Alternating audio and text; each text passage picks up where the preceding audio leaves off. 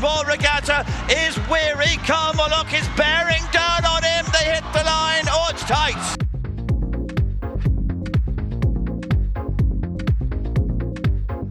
10 to 12 lengths is the gap back to French Opera, whose rider is pushing and shoving along. By contrast, Daryl Jacobs sitting quietly on Ferof, holding him together towards the last two fences.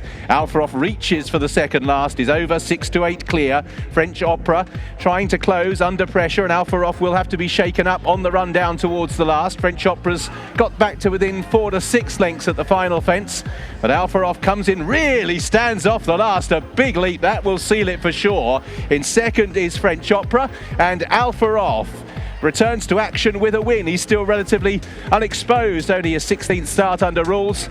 Good opportunity found by Paul Nicholls, and he didn't fluff his lines, Ferof. He's won well. With Ferof travelling very strongly the grey, Summersby is under pressure. Wishful thinking being ridden. It is Reggiani Express for Sam Whaley-Cohen, Ruby Walsh and Ferof, and Summersby back in third place as Ferof jumps towards the lead. Summersby trying to get on Ferof's tail. Reggiani Express is now under pressure, but Ferof held together on the run towards the last, is 3 lengths clear from Summersby. This is the final fence, and Ferof, a fluent display, is over the last. Summersby is in second, valiantly but in vain pursuit, and it's the old combination of Ruby Walsh and Paul Nicholls as up towards the line. Ferof will emulate Masterminded and make it back-to-back victories in the Amlin 1965, a 5th success in the race for Paul Nicholls. Summersby valiant in second, Wishful Thinking, Reggiani Express, Fox Appeal, and pulled up before the second last, Merry Parade. And Vautour galloping on towards the second last. Petit Zig trying valiantly to make some sort of race of it, but Vautour still travels powerfully at this stage. Vautour over 2 out, Petit Zig a length and a half down. Ruby Walsh holding Vautour together. Petit Zig on the far side has got Vautour off the bridle. Can Vautour get home here? Because all of a sudden Petit Zig looks a threat. Vautour needs a good leap at the last. He got it, ekes out an extra length or so. Petit Zig on the far side is making Vautour pull out all the stops. This time it's roll up your sleeves and battle time, but still Vautour, the result is the same. Vautour sees off Petit Zig, who gave him a bit of a fright. Third place, Third Intention being borne down on by 7th Sky. Third Intention holds on for third. 7th Sky last to 4 to finish. Moving down to 2 from the finish. Royal Regatta in front, but here's God's Own now on the right with the check sleeves, getting through into second position and really closing.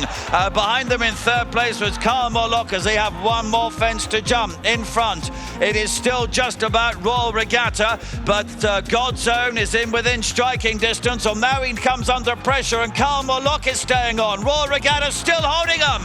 He was over the last by 2 lengths with Tom O'Brien. Politologue has moved into second place. Then God's Own in third as they run towards the line. Royal Regatta is weary. Politologue is bearing down on him. They hit the line. Oh, it's tight. Royal Regatta trying to make all, joined by Politologue. Then God's Own and Edward, who was running on.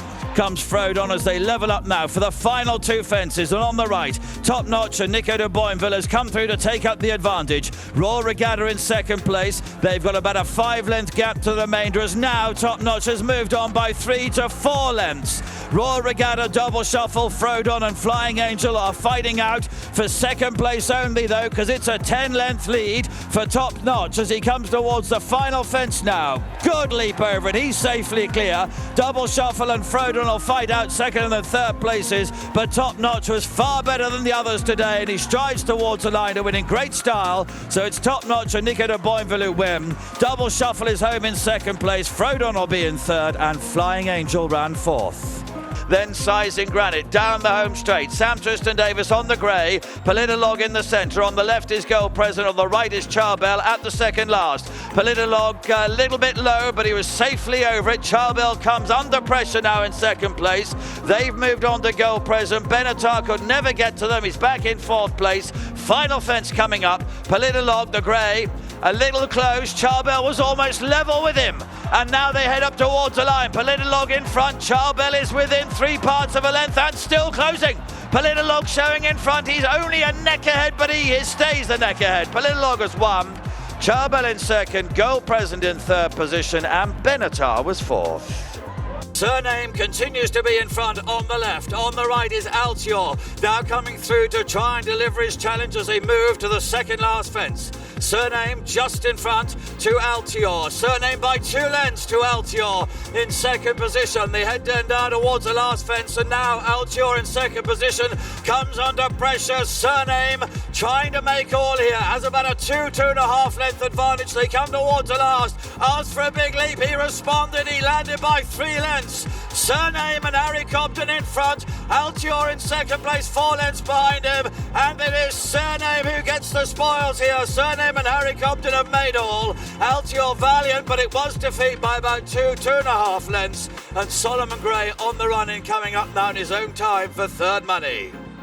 They levelled up for home, and now Imperial Aura moves down the straight, 4 or 5 length advantage to Real Steel in second place, chased along. Itchy Feet 3 or 4 behind him. 2 out, Imperial Aura got over it by 3 or 4 still to Real Steel in second. Itchy Feet behind those in third place. 1 to jump now. Imperial Aura and David Bass out in front, still 3 or 4 lengths ahead of Real Steel in second position. At the last, Imperial Aura up and over safely, landed 6 or 7 lengths ahead. Itchy Feet is coming to challenge Real Steel for second place, but he's not going to get to challenge Imperial Aura, who heads up towards the line. Another victory for this horse, wins in good style. Itchy Feet in second. This is the home term. 2 plain fences to jump. He's opened up in front, Master Tommy Tucker, but chasing him now is Lostintranslation in the yellow. Between the pair is Dashel Drasher as they come to 2 from the finish. Master Tommy Tucker only just in front. Lostintranslation has drawn level.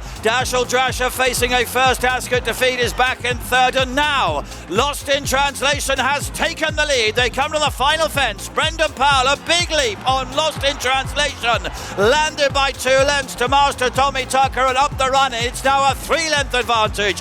Lostintranslation getting a little weary late on, but top class performance. Back to the winners enclosure for Lostintranslation.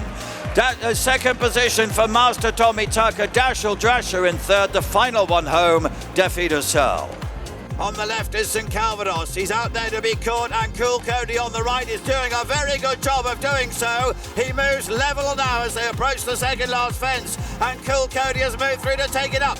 Goes on by 2 or 3 lengths, and Calvados in second place has no answer to him, and as they run down towards the last then, it is the 11-year-old Coole Cody comes down to the final fence, and now it's him with a 6 or 7 length advantage. Final fence, he's cleared it well. St Calvados in second position was just a little too keen in the early part of the race. Adam Wedge was cool on Coole Cody. He let St Calvados go clear, he caught him, and he wins the Chanel Farmer 1965 chase by a good 6, 7, maybe more lengths to St Calvados.